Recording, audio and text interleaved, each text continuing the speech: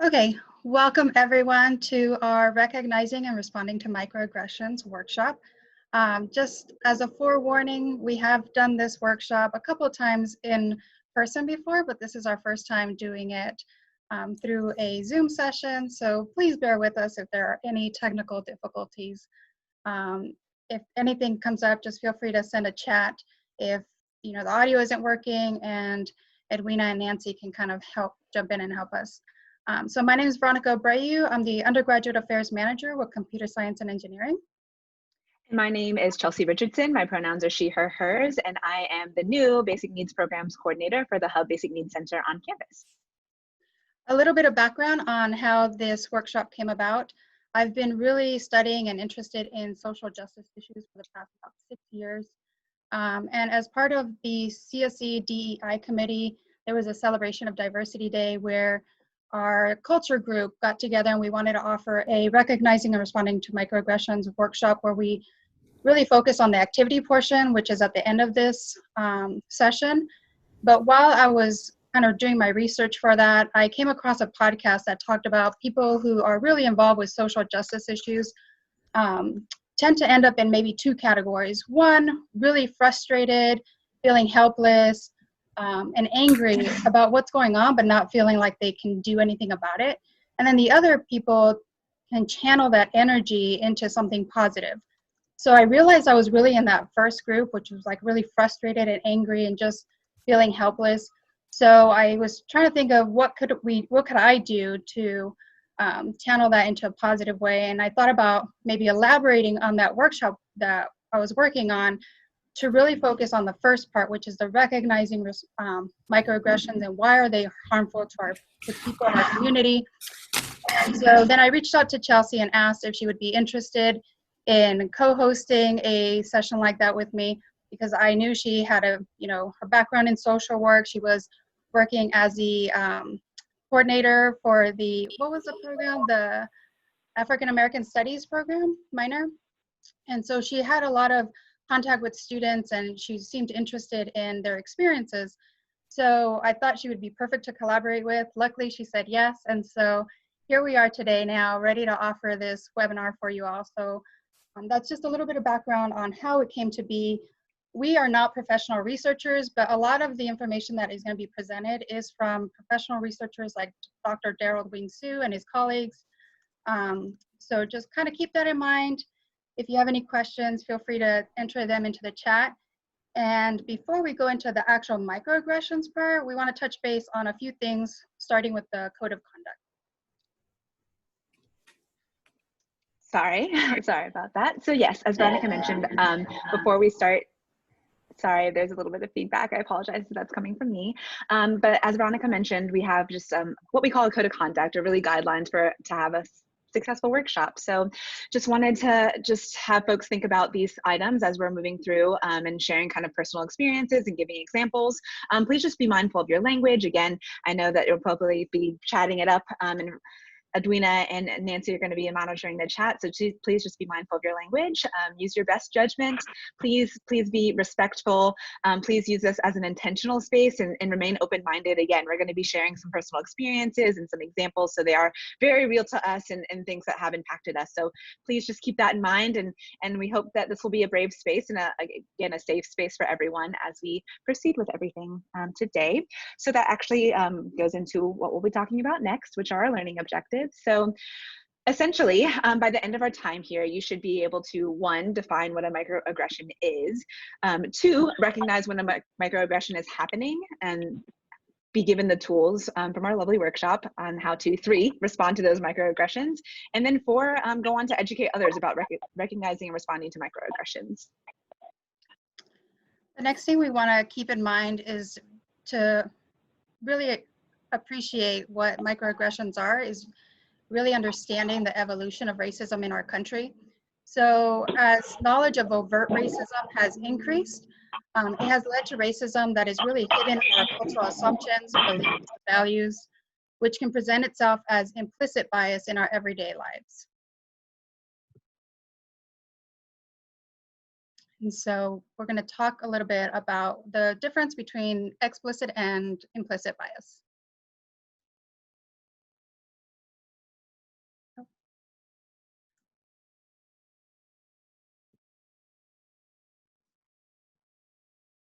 Sorry about that. Sorry. Please bear with us. We're working through technology issues, so I apologize for that. But as Veronica mentioned, to have bias, to have personal bias is to be human, right? We all hold our own objective worldviews and are influenced and shaped by our experiences, beliefs, values, education, friends, peers, etc. So when we're talking about microaggressions, there are generally, well, in this case, as our lovely presentation has set up, there are two different types of biases that kind of take place when a microaggression is happening. The first is explicit bias. So biases you are able to recognize and self-correct as they occur. So explicit biases, we can think of those as more like overt, kind of an overt action. It's kind of in your face. You can kind of recognize it right away. But then we also have something called implicit bias, which are biases that manifest automatically without conscious intent or awareness. So think of implicit bias as unconscious thought that's kind of always been there in the back of your mind, but has just surfaced like in a moment as you're seeing a microaggression or having experience or be on the receiving end of a microaggression. So just to kind of go a little bit more into explicit versus implicit, we have a few examples that we can talk through.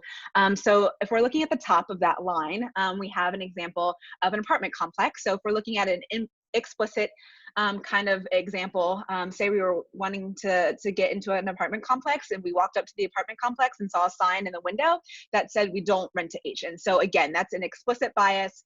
It's in our face, it's up front. We know immediately right away that, you know, that apartment isn't going to be a safe space, in particular for Asian folks. So again, it's more so in your face.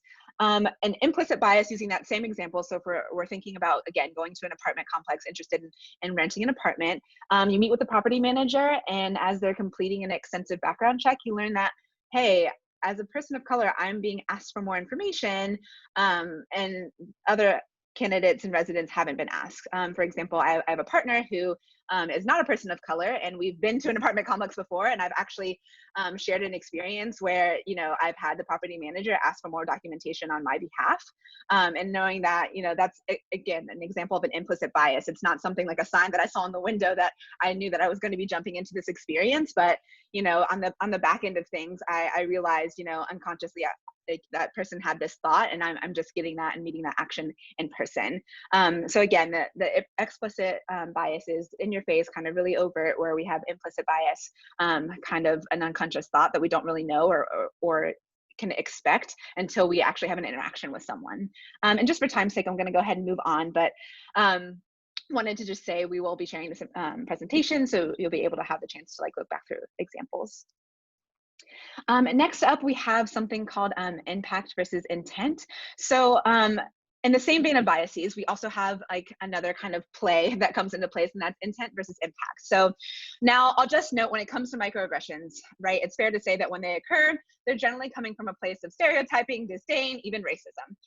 However, we also see when it comes to microaggressions, intent versus impact is a thing that happens and where there's a disconnect potentially. So for example, our intent is what we're trying to communicate, and our impact is how that communication is being perceived by the person we're trying to communicate to. So let's just turn to example. So say we have a Latinx identifying person hear from a friend, oh wow, you're really smart for an Hispanic. So we can assume, again, because we've created this presentation and have made it so, but we can assume that their intent was to say, hey, like, you're so smart, like, I'm recognizing that you are smart, you have information, like, you're an intelligent person, but that impact of how that could be received by that Latinx identifying person is that, oh, I'm only as smart as folks in my ethnic and cultural group, and I'm being measured by them internally, and I'm not generally smart for you know, just being a person.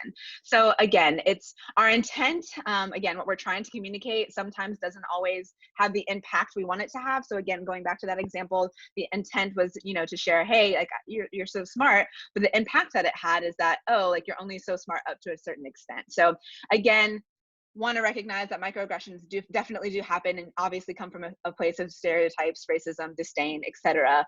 But also, you know, outside of that, especially kind of in a professional setting, I think sometimes we don't realize when microaggressions are happening, right? And we don't realize that, you know, someone might have intended to say something to us, but that impact, you know, is a little bit more harsh than we expected. So again, intent versus impact really does play a role in when it comes to microaggressions, and we'll kind of talk a little bit more about that as we develop on. Okay, and so the next part is actually defining what a microaggression is. It's a little bit long, but I think it's really important for the understanding as we move on, so I'll just read it out. Microaggressions are brief and commonplace daily interactions that are difficult to identify and even harder to address. Microaggressions, whether intentional or unintentional, communicate hostile, derogatory, or negative prejudicial slights and insults towards a person based solely on their marginalized group membership. These actions can be verbal, behavioral, or environmental. They are often cultural norms from a less aware time, which make them subtle and ostensibly innocent, but are ultimately a detriment to both individuals and communities. So these interactions may leave a person wondering whether or not they are overreacting, being too sensitive, because they can seem like small little things.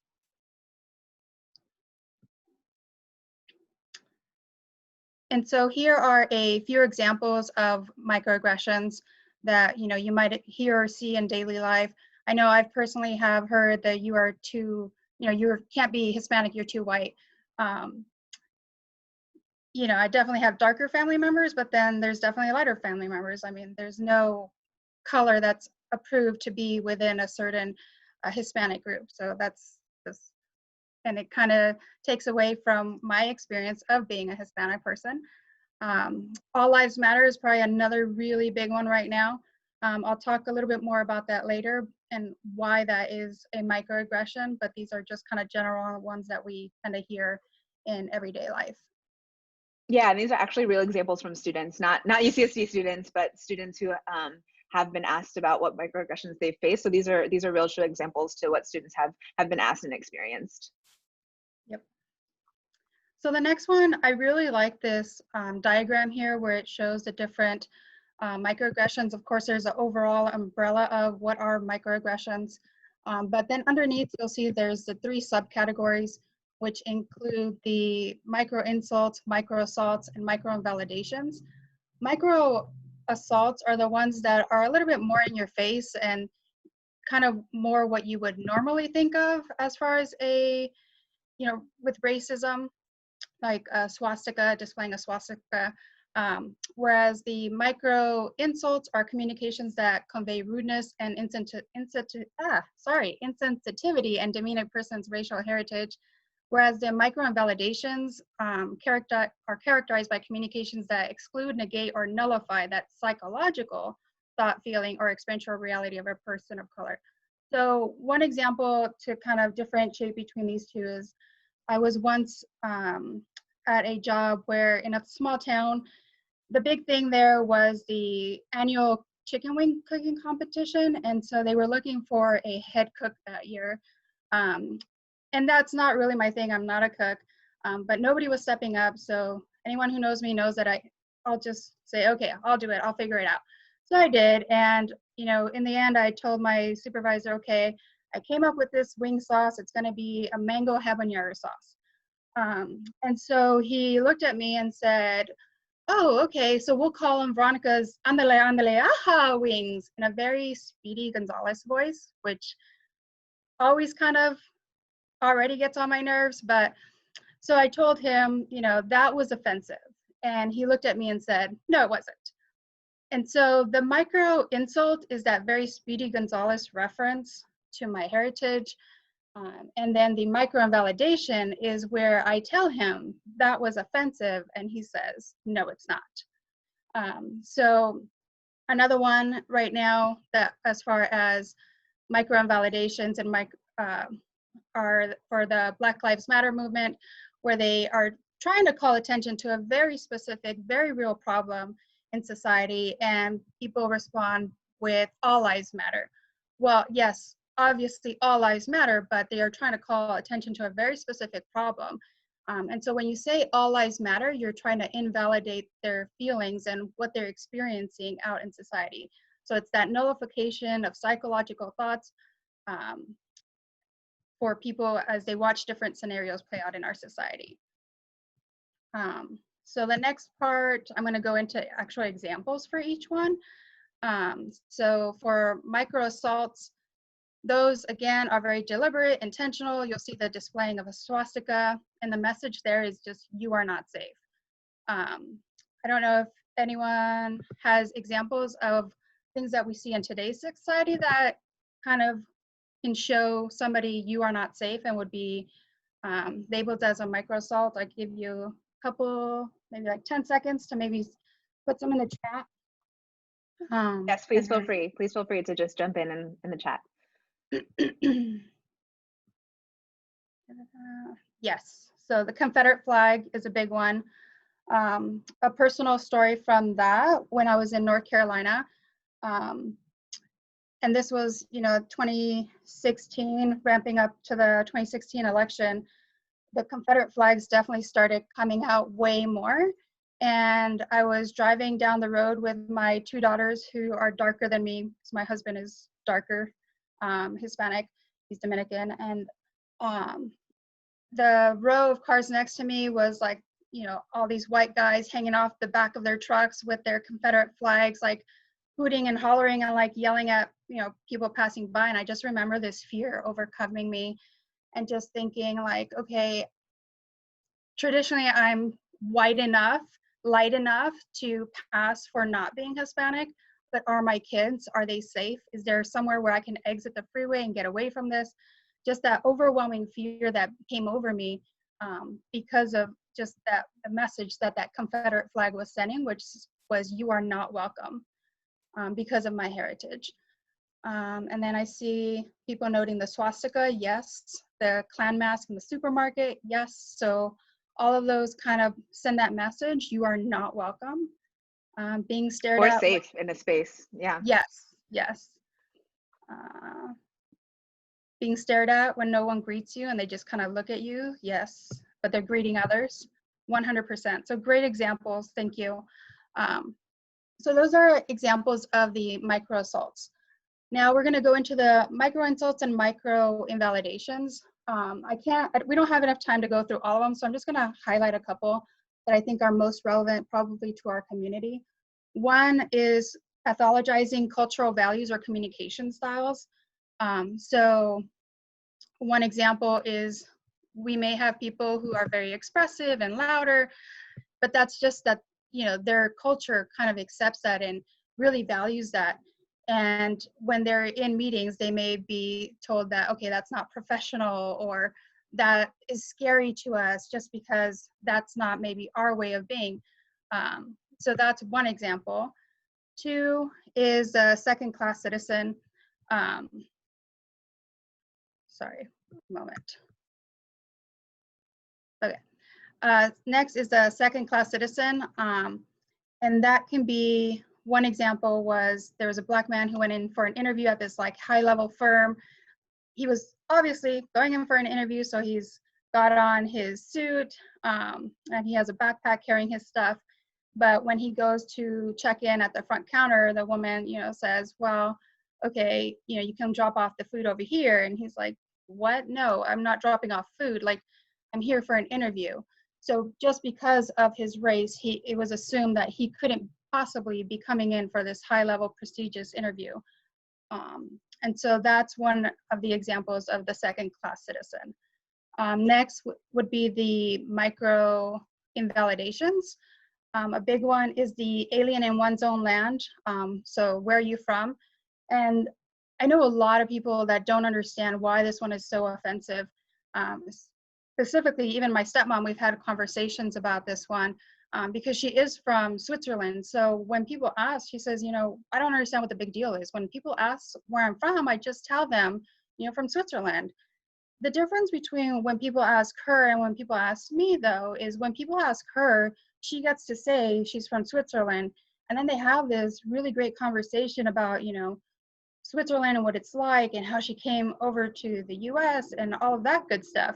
When people ask me where I'm from and I say California, then I get the follow-up questions, no, but where are you really from? Or where are your parents from? So always being that the US and California is not my home, it's just that secondary thing. So even though I was born here, I will always be otherized. The next one that I see a lot, especially within our community, is the myth of meritocracy, where like everyone can succeed if they just work hard enough.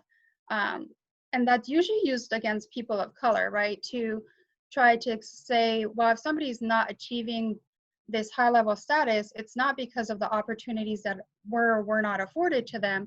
It's because they just didn't work hard enough. And we see that, you know, even maybe with our admissions program. And I definitely see it in our department, or hear that from other students, as far as, you know, everyone can succeed, but really not that they don't take into account the fact that, say, in computer science and engineering, there's definitely examples of privileges that students have coming into our space. So, you know, some students may have had access to coding camps when they were younger. They could have had coding classes in high school. They could have had access to AP classes in high school, whereas not all students have that. So the starting point when you get to our entry-level classes, if you've had all of this experience, you're definitely well ahead of the game. And yes, our entry-level classes are going to be a lot easier for you just because you have so much background experience in it. Whereas students who have never had a coding camp, coding classes, really strong math programs in their school, they're going to struggle a lot more in that further. And but you know, when people are comparing, it's just like, well, that group just isn't that smart. That group just isn't trying it. They're not putting enough effort, not really the background that is involved with that. And so those are the big ones for that. Now I kind of want to go into why are microaggressions harmful. So why does it matter if these seemingly small, brief interactions are happening? Why not just ignore them and move on? Well, studies have shown that the people who are experiencing these microaggressions often explain that they end up having these feelings of frustration, helplessness, despondent, feeling tired, isolated, having a lot of self-doubt, and feeling exhausted. So I don't know about you, but when I see these words, these aren't words I see of people who I expect to really do well and succeed and just thrive in our community. These are words that I associate with somebody who's really going to struggle to do well. And it doesn't mean that they can't, it just means that it's going to be a lot harder. So many times these interactions leave a person wondering whether or not they are overreacting or just being too sensitive, and it leads to these feelings. Well, research also shows that there's a correlation between the happiness and life satisfaction, along with one's self-esteem and mastery of control. So how good your self-esteem is and how high your sense of mastery of control of the situation around you and the world around you is linked to your happiness and life satisfaction. Well, if you're constantly feeling like you have to put up these barriers and walls to protect yourselves from these microaggressions, that's not going to be indicative of a high sense of mastery of control. So that leads to lower overall life happiness and life satisfaction. So next, I want to look at the Maslow's hierarchy of needs, where I will acknowledge that, yes, there are criticisms of this because you don't have to complete the psychological or physiological needs and safety needs before you can self-actualize and do great things. We see this with our students, right? They may have food instability, housing instability issues, but they can still go off and do great things. But the problem is that these barriers do make it that much more difficult to self-actualize.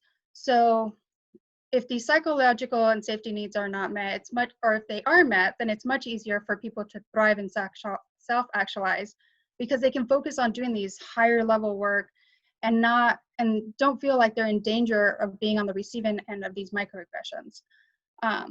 So for our community, microaggressions are harmful because people feel like they're on guard, which delays the ability for us to develop good working relationships, which should be based on trust and rapport. Also, studies show that there's a reduced confidence in leadership if microaggressions aren't being addressed. So for example, if there's a class going on and a student yells out, you know, oh, that's so gay, to something, and the instructor doesn't respond to it, then other people who identify with other marginalized groups, maybe not as LGBT, but if they're Black or Hispanic or a woman, if that instructor doesn't address that microaggression, then there's going to be a reduced sense in confidence in that instructor as a leader, as somebody who can protect them.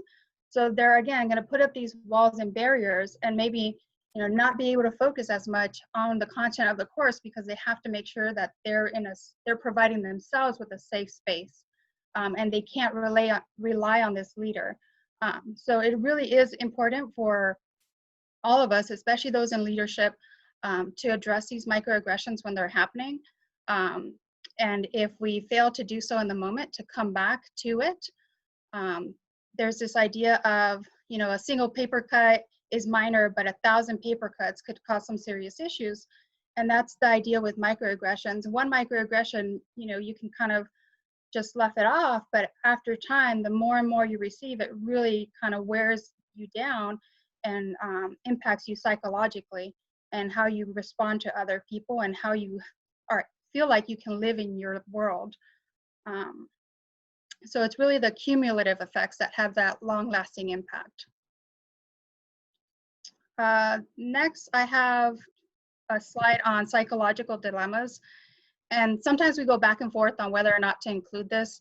This time, I really do think it's important, especially with the way things are in the world right now. So I'll just kind of touch on the first three very briefly, but go into the last one a little bit more deeply. The first one is that clash of realities where, you know, white Americans might say that the world is a lot better for people of color than it actually is. So, you know, one that you might hear is like, the slavery's over, you know, Jim Crow laws are gone, so everything's fine, like we're all equal, but not really seeing the systemic racism that is still in place. The other one is the invisibility and unintentional expressions of bias. So because there's that implicit bias that is so in our subconscious that we're not even aware of it, it's really hard to bring that to somebody's awareness level without putting them on guard. There's also this perceived minimal harm, like I mentioned, people thinking, well, why don't you just let it go, or it's a waste of time. But that really does lead to that self-doubt and frustration, and then the victim feeling isolated as well. The last one is catch-22 of responding, and I think this is the biggest one for me, probably because I deal with this a lot more than I wish I had to. So going back to that example of where, you know, I tell my supervisor, okay, I'm gonna make these wings, and he does the racist voice, and then I tell him that's offensive, and he says no. That's not where that story ends, right? So if that was where the story had ended, it'd be bad enough. But after that is when he took me from office to office and recounted the whole story to the person and to all of the staff, and then said, is that offensive? So again, I've already told you that's offensive, and now I have to go and relive this time after time after time because you want to make yourself feel better, because you want to say like, no, that's not offensive, when I've told you it was. So after experiencing that, I've definitely now kind of think about what's going to happen if I do respond.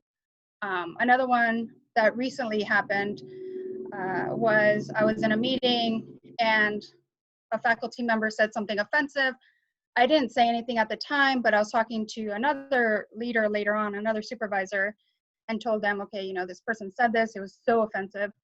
And then they said, okay, do you want me to bring it up to the department chair? My response was no, because it's just gonna make things worse for me. So I'd rather just leave it alone. I don't wanna deal with it. And so that's that catch-22 responding. Kelsey, did you wanna jump in on your example?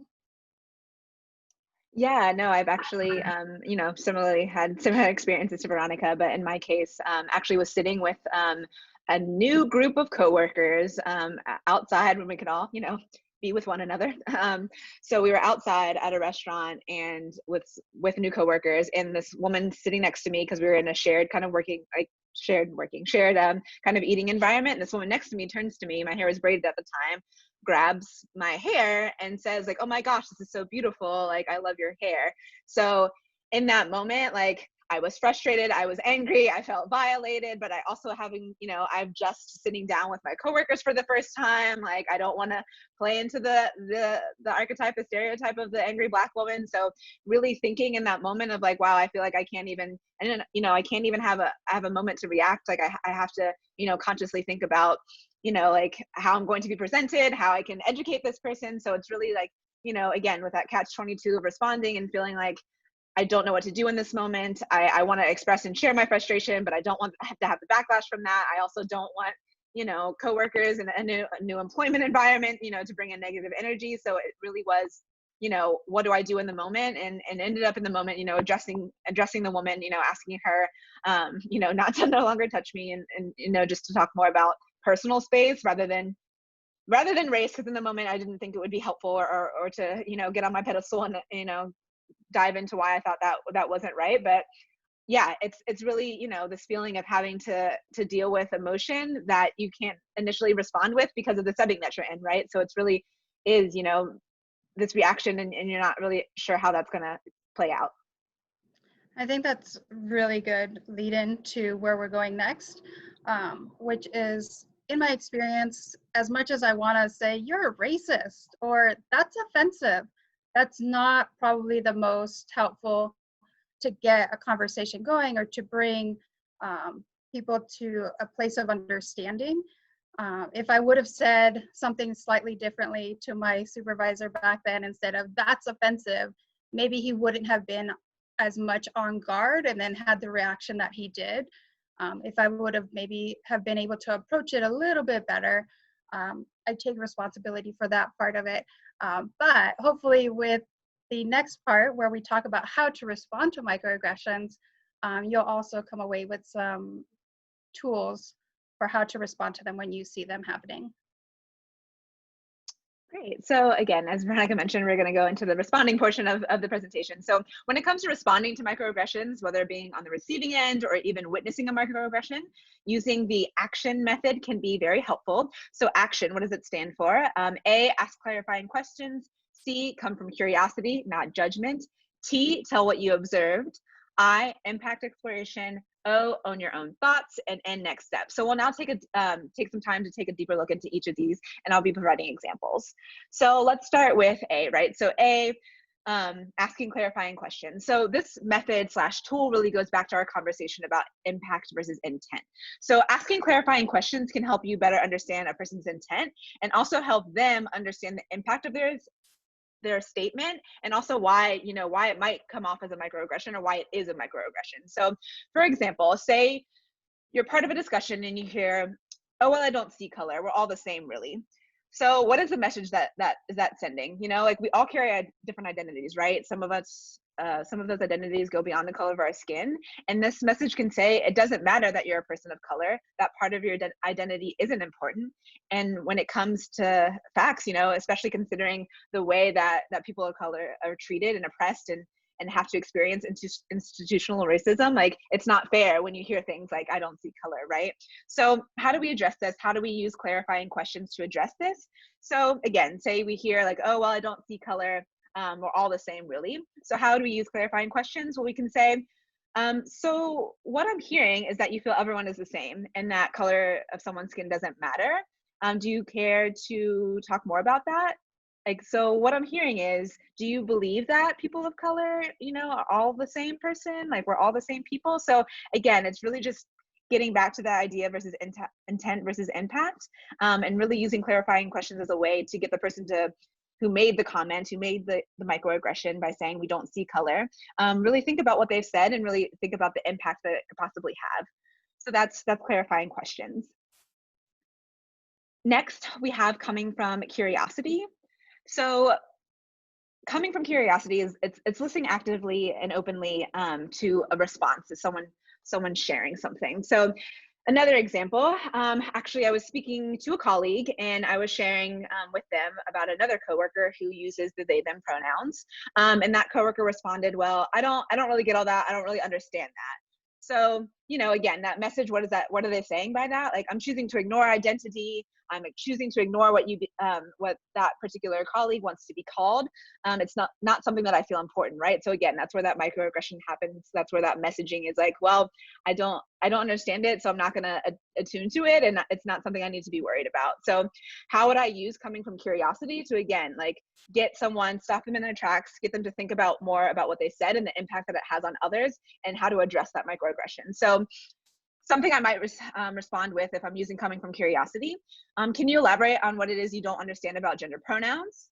or maybe something like, can you please help me understand what you mean by that? Like, what is it that you don't understand by pronouns? Again, getting back to that theme of intent versus impact, and really coming from curiosity and using curiosity as a way, again, to get that person to think more about their comment and what they said. Up next, we have T, so tell what you observed. So another example here, so let's say we're in a meeting, right? So meeting with colleagues, coworkers, and we notice that the female identifying colleagues in the room are frequently being interrupted and not really given the chance to share. So how would we use telling what you observe in that instance? So again, the messaging there, why the microaggression is happening, just basically saying, as we're witnessing this, you can kind of pick up that, the message there is that female voices and opinions don't matter. They must not have knowledge or information to share, right? So again, that's the message that comes across when someone says something or is ignoring folks like that. That's the microaggression that happens. But how do we use tell what you observe to address that? So again, say someone's, interrupting the women in the room, not giving them the chance to speak. So call it out, name it, tell what you observed. So I would say something like, I noticed Brianna, Maria, and Eva haven't had much time to talk, and I would love to hear what they say. So jumping in the meeting and kind of taking that stance and trying to gear and shift the conversation. Also, what about Teresa brings up a good point. I didn't get a chance to hear what she said earlier. Can you repeat that, Teresa? So again, trying to basically tell what you observed, call it out, call out what's happening, call out the action, the microaggression of, the female voices not being heard or responded to. And then, again, letting someone sit with that and share that, that's not something that we should be happening. We should be hearing from all sorts of peoples, and a very simple way to do that is just say, hey, like, someone brought up a point earlier, I would love to hear more from them. Or hey, like, Veronica mentioned something, I would love for us to go back to that. I want to hear more from her. So again, just being straightforward, showing and telling what you observed, again, to get people to kind of be more in tune with what they're sharing and saying. Next, we have impact exploration. So impact exploration is like you're asking for and or stating the potential impact of such a statement or action. So really, this is the part where it kind of comes in more of that zone of you're calling someone out. So example, so say you've been meeting with someone. So actually, scratch that. I'm going to use a recent example. Again, Veronica mentioned in the beginning, we'll be sharing real examples. So I want to be timely. I want to provide kind of more real experiences. So I actually was meeting with a student, a PhD student, studying philosophy.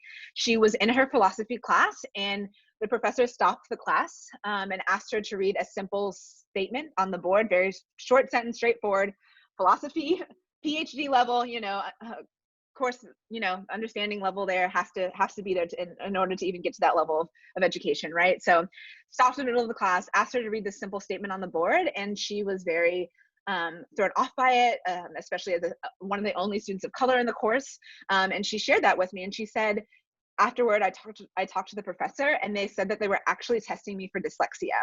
So the professor then went on to say, "Oh, I was testing you for dyslexia because I noticed as you were reading something off the board, it sounded familiar to me because my daughter also has dyslexia." So kind of using that as an excuse, and actually, like, in the moment, just to share with you, like, that again was an excuse. I can share that on the behalf of the student, because in the moment she was just asked to read a sentence and there was no context talking about dyslexia. It was literally just her being called out to read a simple sentence on the board and being pointed out in front of the class. So again, that's the example that I wanted to share. And what message is that professor sending to the student, right? So the student isn't intelligent enough.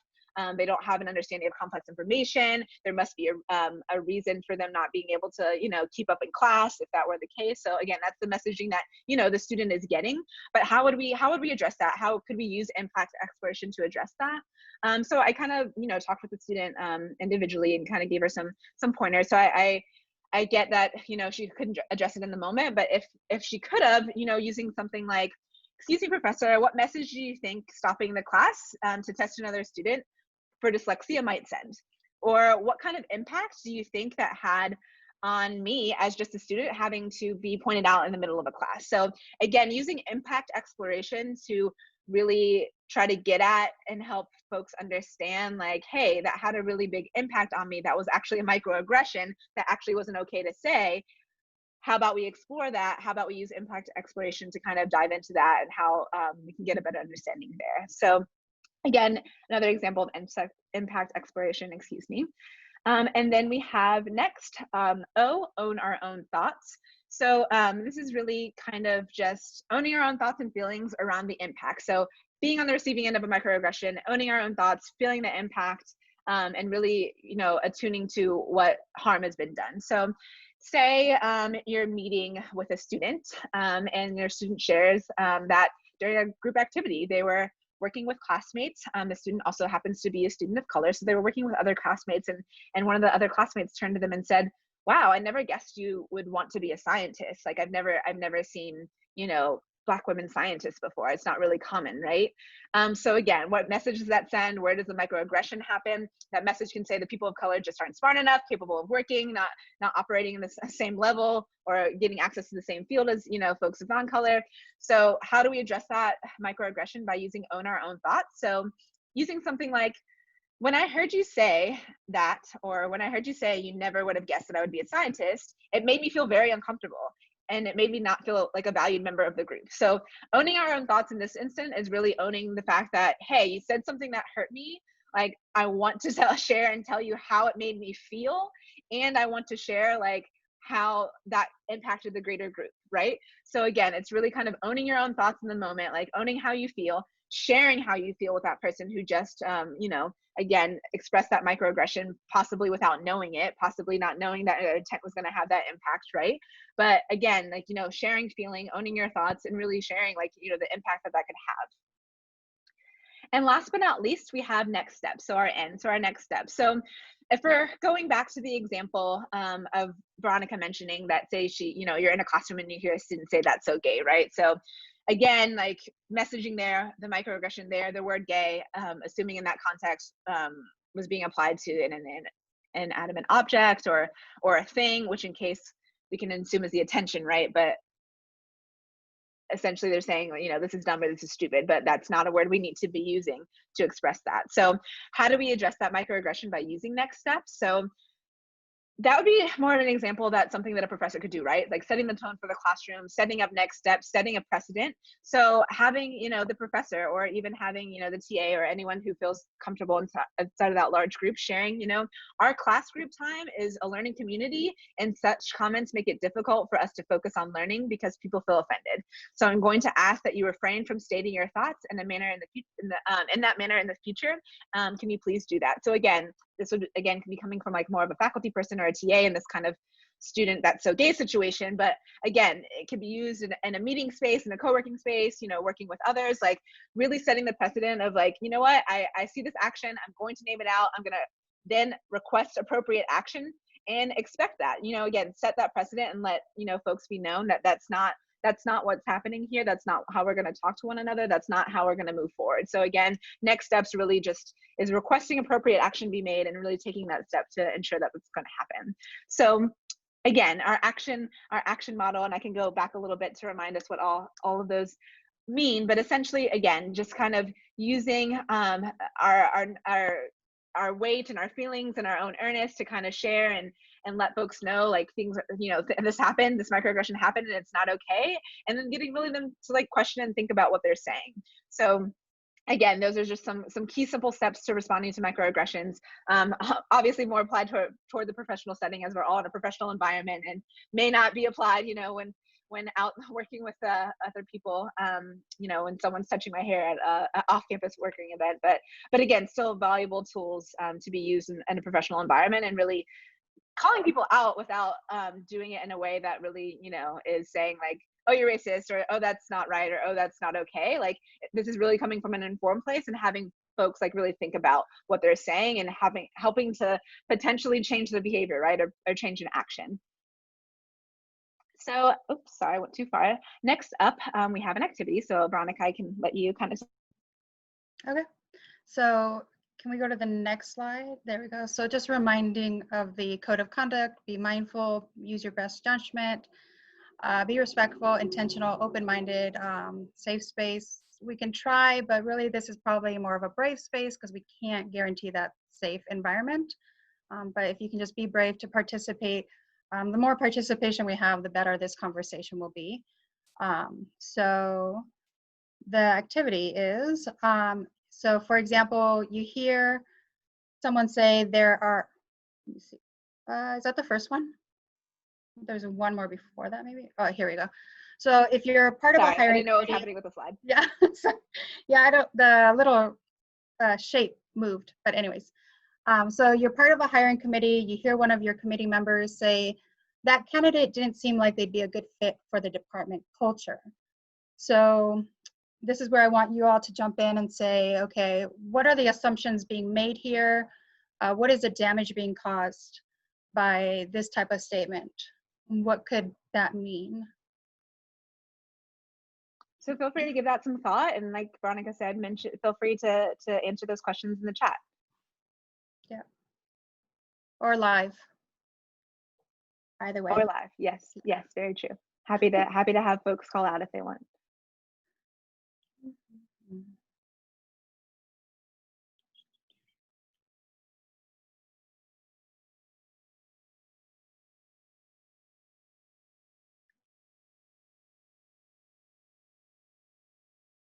Yeah, so Margaret points out that the assumptions that could be made is that the department has a culture that is limited, so very inclusive, or not inclusive, right? Very exclusive, so not welcoming of different types of people. That's one way that we've seen that phrasing of not good for the department culture is a way to keep others out, even if they're qualified.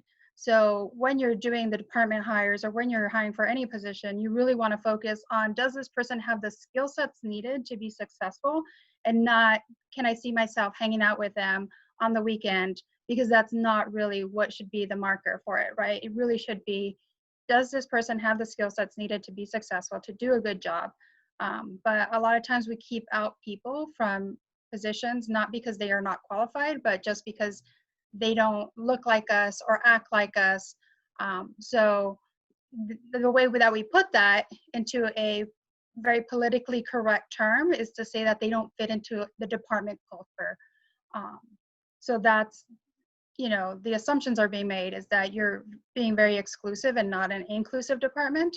The damage is that, A, you really are kind of hurting yourself because you're limiting the different types of views. So really having different people come into your environment can really expand what you're capable of, because you'll be able to see, you know, or hear different ideas for how to approach different things. And then we have someone who made a comment on how would you respond to the situation, right? So someone commented, I would ask the committee member what they meant by that, right? Like, what do you mean that candidate doesn't seem to fit our culture? So again, that's kind of using that action step, like that A, asking for clarifying questions, or even C, coming from curiosity. But yeah, that's exactly it. It's really just having them think about, like, what do you mean by that? Can you expand on that? Can we define that? Can we get to a better place where we can understand that, so we know what we're looking for in a candidate and can be mindful as we're making our search? Those are really good points. Thank you for bringing those up. Okay, next scenario. So you hear someone say there are so few Black and Latinx students in computer science, it's a lot easier for them to get CS jobs. Whew. So I actually do hear this a lot. And so what is the assumption there, and what is the damage being caused there?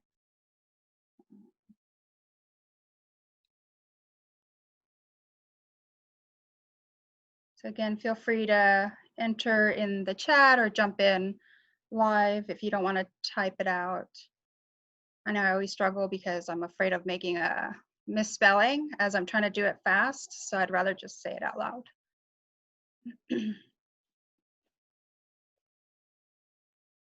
So yes, Edwina, thank you. One of the assumptions that could be made is that they got in just because of their race and not because of earning it, right? So not because of their intelligence, not because of the work that they put in to get to where they're at, but they just got the position because of their race. And so what is the damage being caused by that?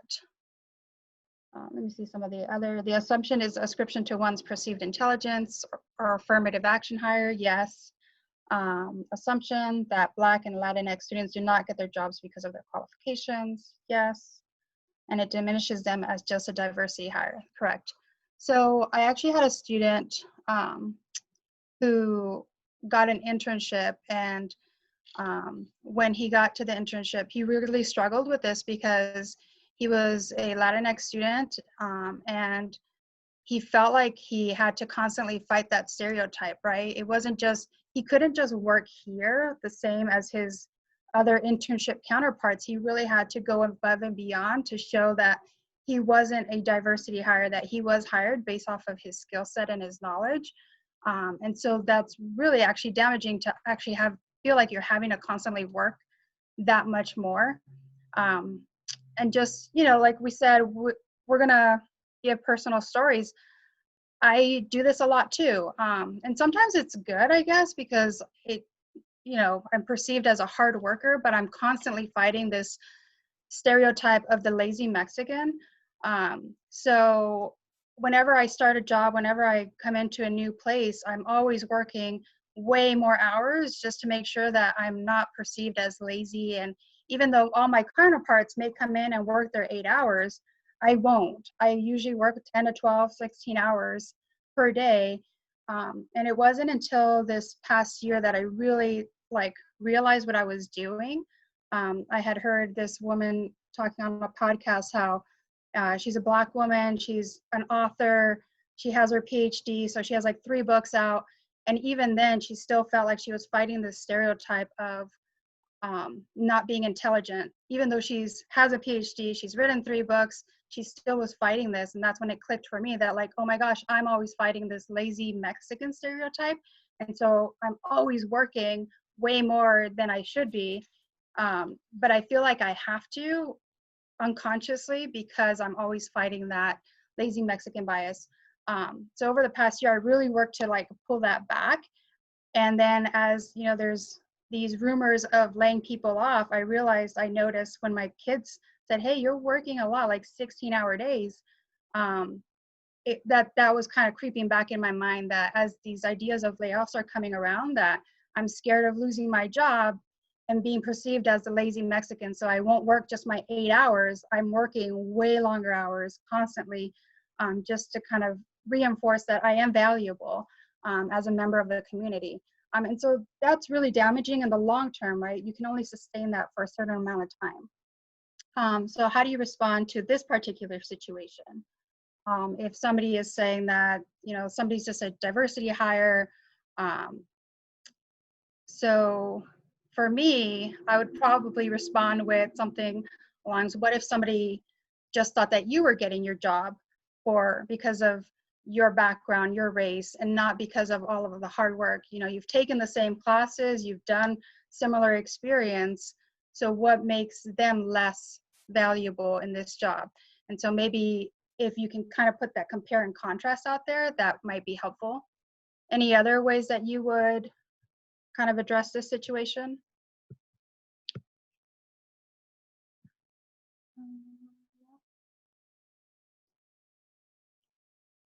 Okay, so we'll move on to the last example. Oh, actually, we're in the last 5 minutes.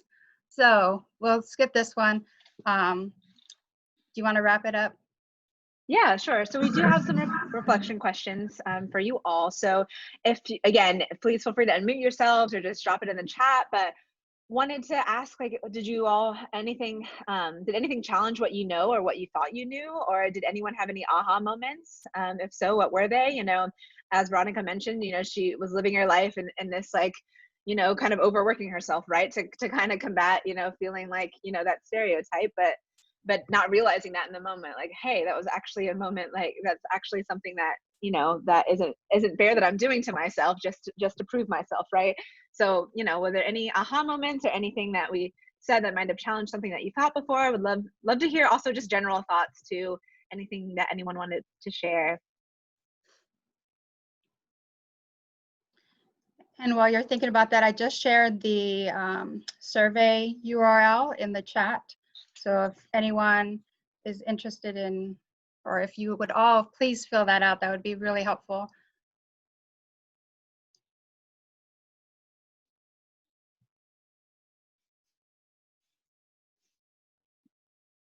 Okay, so it sounds like sorry, go ahead. Oh, go ahead. Go ahead. No, No, I was just gonna say, it sounds like the action tool was really helpful. Internalized microaggressions, yes, definitely a topic we want to dive deeper into. This is just the start. So Veronica and I literally like started this over the summer of last year and have done this presentation in person. It's again our first time doing it over Zoom, but essentially we want to continue to, again, this is kind of, information, baseline information that we're sharing out, but we want to be able to expand on that and share more out. So internalized microaggressions is something that we can definitely take into consideration as we're evolving this. And yeah, like I said, it sounds like the action tool was helpful. I'm glad to hear that. Again, we're happy to share this presentation with you all as well. Yep.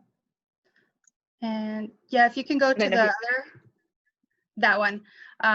So again, we've linked the URL for the survey in the chat, but if you have a QR reader, this might be a little bit easier. If you just take a couple minutes, it would be super helpful.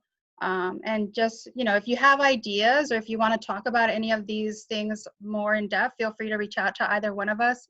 If you have ideas for how we can keep the conversation moving, like this is just a start, we hope. We really would like to see it kind of grow into something more robust, and really be able to have these difficult conversations across campus. All right. Yeah. Like we said, these are true examples that we've seen, talking, just from the university environment, talking to students. So we definitely, again, want to evolve and expand on some of the things that we shared today. So please feel free to share what you think might be helpful for us to include. And thank you so much, everyone, for your time today. We wrapped up right on time. It seems like we have 1 minute left, but just wanted to, again, thank everyone for being here today. We really enjoyed talking to you. We hoped we would be able to do this in person, but just, next time, right? So thank you again for joining us. Thank you. I want to do a shout out to both Chelsea and Veronica. They did an amazing job, for your first one, and all the good questions, and I learned a lot. Just want folks to know, please do fill out the survey, and we appreciate our guest folks that are coming in. The Cross Cultural Center, it will be continuing the equity talks for staff by staff, so be on the lookout. We're not quite sure if any are going to come in the summer, but definitely in the fall. So if you have any ideas, any topics that you would like to present, or any topics that you want to spend more time on, if you can put those in the survey as well, Nancy and I will make sure that we pull this together. Please do fill the survey. We've done this for 2 quarters now, and it's been really robust, and we've really learned a lot from each other. So I want to publicly thank you both for taking the time today and sharing your thoughts and your expertise with us. Nancy, I don't know if you have any last words before we stop the recording, or? No, I think we're good. I appreciate your time being with us, and I'm glad you volunteered to do this workshop with us today, and we will catch you at the next one. Thank you. All right. Thank you both. Thank you, everyone.